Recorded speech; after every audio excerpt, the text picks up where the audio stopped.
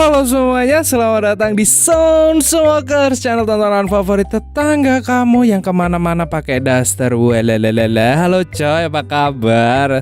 Apakah hari ini udah cukup gila? Oke, kali ini gua bakal membahas alur film yang berjudul Sesepial. Nah gitu udah pokoknya judulnya, ya kan? Film ini baru tahun 2022 dan film ini menceritakan gadis yang bernama Avery, seorang yang perfeksionis, pintar dan juga lugu. Jenius gitu pokoknya. Avery ini punya pacar online bernama Casper. Suatu hari Casper memintanya untuk bertemu dan ingin menjalin hubungan ke tingkat yang lebih jauh. Maksudnya bobo bareng. Waduh. Nah, karena Avery ini gak punya pengalaman sama sekali tentang bermesraan atau mama muni, jadi dia melakukan penelitian dan percobaan bobo bareng buat eksperimen mempersiapkan dirinya sekalian buat lomba Agustusan. Waduh, enggak, buat lomba yang diadakan kampusnya gitu. Kayaknya menarik nih, kira-kira penelitian apa yang bakal dilakukan Avery? Oke, gak usah lama-lama, langsung aja tarik mod intro.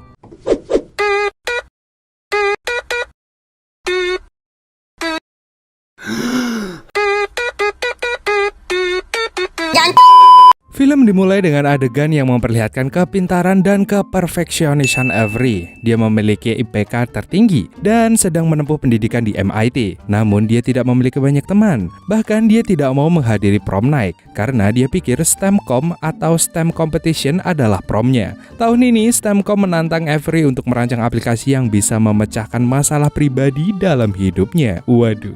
Sepulang sekolah, Avery bertemu dengan sahabatnya Larson yang telah menjadi subjek eksperimennya sejak kecil. Meskipun dia tidak memiliki hasrat dalam sains, persahabatan mereka akhirnya harus berakhir setelah Larson mencoba untuk menyeruduk bibirnya. Walah. Meski tidak memiliki daya tarik sama sekali dalam menjalin hubungan, ternyata Avery memiliki pacar jarak jauh yang bernama Casper yang ditemuinya di STEMcom kemarin. Ketika ditanya apakah dia membawanya ke prom sekolah, dia menjawab bahwa prom sama sekali bukan prioritasnya. Jadi, Larson membujuknya untuk pergi ke pesta prom dengannya, namun Avery tetap menolak. Di rumah saat Avery sedang melamun tentang betapa sempurnanya dirinya, tiba-tiba pacarnya video call. Pacarnya mengatakan bahwa dia ingin membawa hubungan mereka ke tingkat yang lebih jauh saat bertemu di STEMcom nanti. Avery pun panik dan dia segera mematikan laptopnya. Satu-satunya hal yang tidak dia ketahui adalah perihal bermesraan, bobo bareng, dan belajar bareng. Walalala. Avery dibesarkan oleh 3 ibu, yaitu Sus, Deb yang terkenal dengan seni legendarisnya, dan ibu bonus yang bernama Kim. Karena itu dia tidak memiliki siapapun untuk meminta nasihat tentang hal-hal dewasa dengan pria. Walalala. Avery kemudian pergi ke ibunya yang bernama Zeus dan memberitahu tentang pacarnya. Dia juga mengatakan bahwa dia ingin membawa hubungannya ke tingkat belajar bareng. Ibu Sus pun menasihati seputar belajar bareng dengan sang kekasih. Avery kembali ke kamarnya dan menyimpulkan bahwa dia akan membuat aplikasi pintar untuk membantunya menjadi ahli dalam hal-hal dewasa dan juga akan menggunakannya untuk panduan belajar bareng pacarnya nanti. Walalala. Dia mulai memprogram AI dan algoritma, dan tetapi dia menyadari bahwa dia membutuhkan beberapa eksperimen dan percobaan secara real.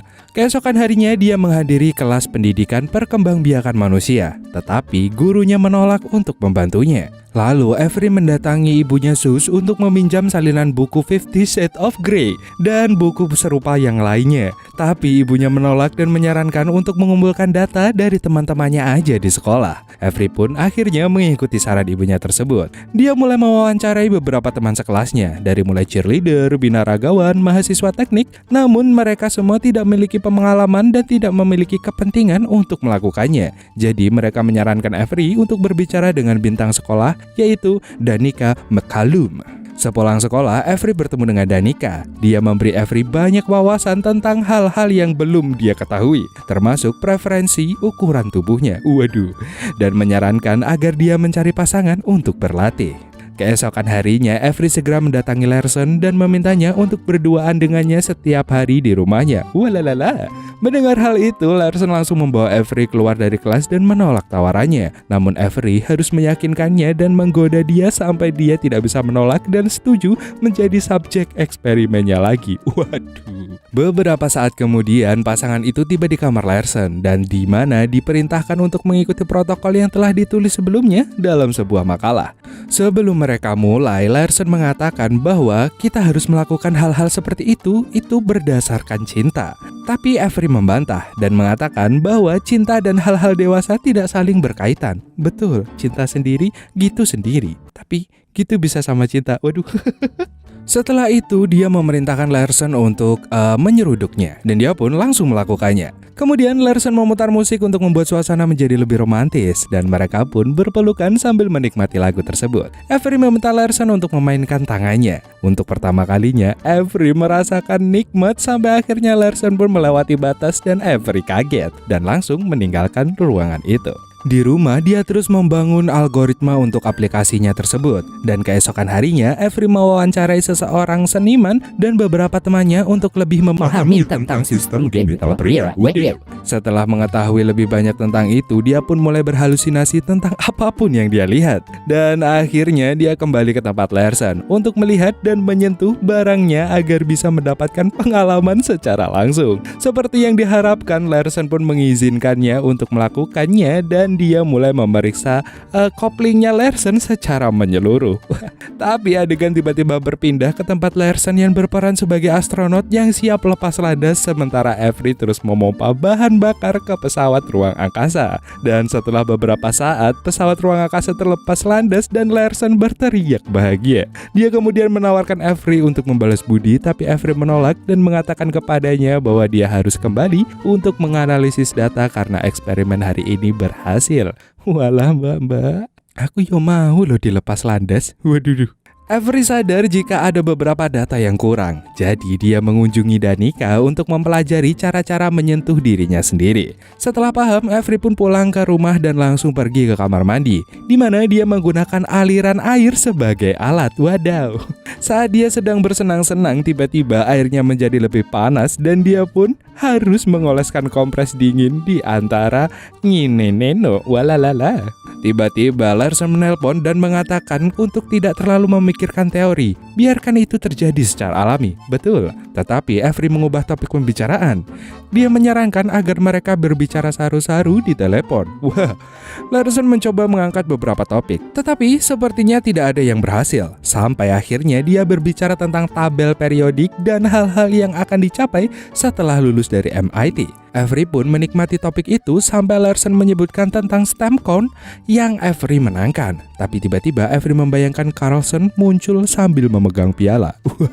8 hari tersisa sebelum STEMCon dan Avery mencoba mewawancarai beberapa teman sekelas selama kelas matematika.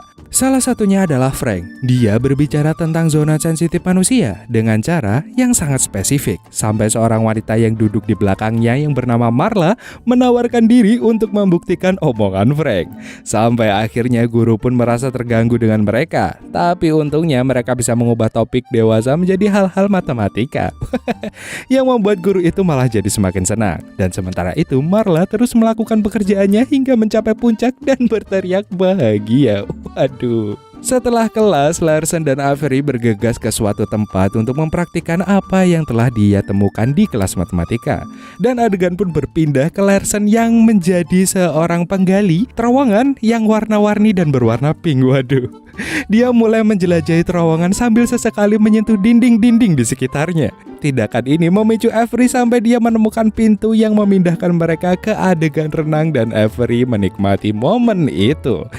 Dan setelah itu, dia menemukan ide untuk nama aplikasinya, yaitu Sesapil. Larson menawarkan Avery untuk ke tingkat yang selanjutnya, namun Avery pun menolak dan mengatakan bahwa mereka harus siap tetap profesional dan tetap fokus pada eksperimen. Mendengar hal itu, Larson pun sangat kecewa dan mengatakan bahwa pengalaman belajar bareng harus dilakukan berdasarkan cinta, bukan penelitian. Namun, Avery tetap membantah bahwa cinta tidak ada hubungannya dengan pengalaman belajar bareng. Avery pun mengkompilasi semua data dan akhirnya menyelesaikan aplikasi itu tepat waktu. Suatu malam sebelum STEMCon, Larson datang dan meminta Avery untuk pergi ke Museum Sains bersamanya. Tapi Avery menolaknya. Larson mempertanyakan perasaan Avery terhadapnya, karena selama ini telah melakukan banyak hal-hal bersama. Namun karena jawaban Avery sangat mengecewakan, Larson pun memutuskan untuk pergi dari sana. Keesokan harinya, Avery menyadari bahwa dia merasakan sesuatu yang berbeda terhadap Larson, tetapi dia menyangkal perasaan itu. Dan singkat cerita, pacarnya, Casper, pun datang. Mereka segera menuju ke kamar hotel dan pasangan itu mulai melakukan hal-hal panduan dari aplikasinya. Namun, Avery tidak mau menikmati momen itu seperti apa yang udah dia lakukan dengan Relson. Bahkan setelah mengikuti semua petunjuk, tidak lama kemudian dia memutuskan untuk pergi dari kamar hotel. Akhirnya, Avery menyadari bahwa dia telah jatuh cinta pada Larson. Dan keesokan paginya, Avery membatalkan presentasinya karena dia tahu bahwa aplikasi tidak bekerja untuknya. Jadi dia berjalan keluar dari panggung sambil menangis. Hal ini pun menyebabkan dia didiskualifikasi dan Casper secara otomatis menjadi pemenang kompetisi tersebut. Malam itu dia mengunjungi Larson. Namun ternyata Larson sudah muak dan gak mau lagi di-ghosting oleh Avery. Larson juga mengatakan bahwa Avery tidak pernah peduli dengan perasaannya. Dan setelah itu Larson pun mengusir Avery. Dia kemudian melihat kembali wawancara yang dia lakukan dan akhirnya percaya bahwa cinta dan pengalaman belajar bareng sebenarnya saling terkait. Keesokan harinya, Ibu Kim datang ke kamarnya, menyarankan dia untuk jujur aja pada Larson. Avery pun langsung menemui Larson yang sedang berlatih musik. Dia mengakui bahwa pendapatnya tentang cinta dan pengalaman belajar bareng itu benar.